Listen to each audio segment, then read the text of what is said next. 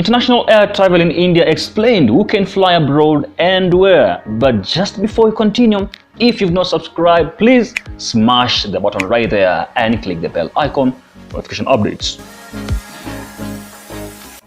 Hello guys, what's up everybody? I'm your guy here, Mzima West, and I'm back. I'm back again here on the flight info to share something.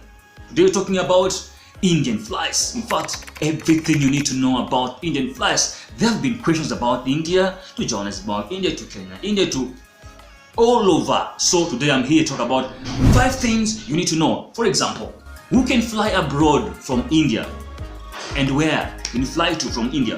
What are air transport bubbles? Who can travel into India from abroad? Which airlines are operating to and from India? What do you need to do to travel abroad from India? As travel restrictions ease around the world, a number of options for flying abroad are on offer. This from India.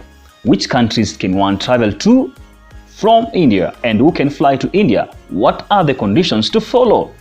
What are air transport bubbles? Transport bubbles are temporary arrangements between two countries aimed at restarting commercial passenger services when regular international flights are suspended as a result of the COVID-19 pandemic. They are reciprocal in nature, meaning airlines from both countries enjoy similar benefits. India has created air travel arrangements with countries like the US, France, Germany, the UK, Canada, the UAE, and Maldives. According to the guidelines for these air bubbles, in addition to citizens of the respective countries and foreign nationals who want to transit through these countries, Indian nationals can also travel subject to certain conditions. For the countries with which India has air transport arrangements, Indian nationals holding a valid visa with validity of at least 1 month, other than visa for tourism purpose, are allowed to travel. The UAE, in fact, has also allowed tourists to travel into its borders. This means that visa holders of various categories such as student visa, business visa, work visa will be allowed to travel outside from India. The US Embassy in India resumed processing of student visas from Monday, August 17th, on a limited basis, which could help students who want to join the fall semester. The Home Ministry guidelines state, however, that all such travel shall be entirely at the risk of the person seeking to travel, bearing in mind the existing restrictions on international travel. Who can travel into India from abroad? Who?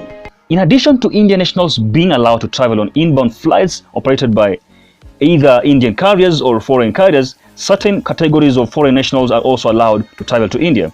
Until recently, only certain holders of overseas citizens of India OCI cards were allowed to enter India, but the government has not allowed all OCI card holders to arrive into India.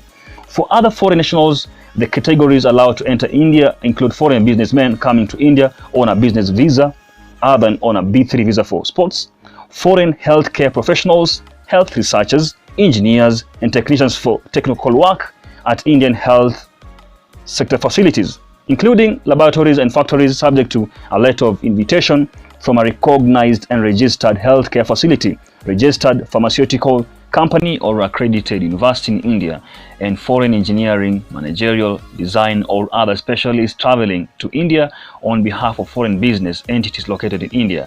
These include all manufacturing units, design units, software and IT units, as well as financial sector companies, both banking and non-banking financial sector firms. Which airlines are operating from India to and from?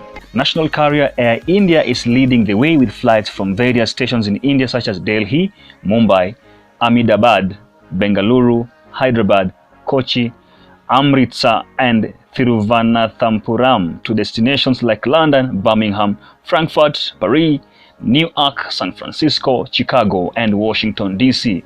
Airlines of these countries too have been permitted to carry passengers on both legs of flights. A fundamental difference that sets these flights apart from the departation flights on which one leg was to be flown empty. These airlines include United, Air France, Lufthansa, Air Canada, Emirates, Etihad, Virgin Atlantic. The foreign carriers have also been permitted to carry passengers who want to transit through their countries subject to the destination country allowing travel into their borders. In a statement, Lufthansa said that with Indian citizens being eligible to fly to India from the US, Canada and Germany on its flights, it will operate flights from Frankfurt, expected to add Paris and Frankfurt to its route map. Low-cost airline SpiceJet has also acquired slots at London's Heathrow Airport from September 1st and is looking to operate one flight daily from multiple Indian cities. What do you need to travel abroad from India? Earlier this month, the Ministry of Health and Family Welfare issued a set of guidelines for international arrival, as per which all travelers should submit a self-declaration form on the portal right there, at least 72 hours before the scheduled travel. They should also give an undertaking on the portal that they will undergo a mandatory quarantine for 14 days, that is 7 days institutional quarantine at their own cost, followed by 7 days isolation at home with self-monitoring of health. For those traveling outside India, various countries have different isolation and testing norms. For example, France requires on-the-spot COVID-19 test for people arriving from 16 countries, including India, the US and Brazil, where the pandemic is spreading widely. The UK has a comprehensive list of countries with no requirement of self-isolation upon arrival in England. The list does not include India, meaning that those traveling to the UK from India will need to self-isolate for 14 days.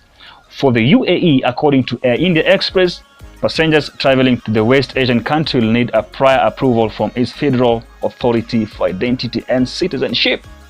Closing remarks? Yes, that's all we have from the Indian report concerning restriction and air bubbles and all that stuff. Yeah, I hope this gets you well and right. If you just missed something, you can kindly go back and watch again and read again slowly at your own pace. And if you made it here, thanks for watching our videos. As usual, we'll be back with more news. I'm Zima Wells. Goodbye.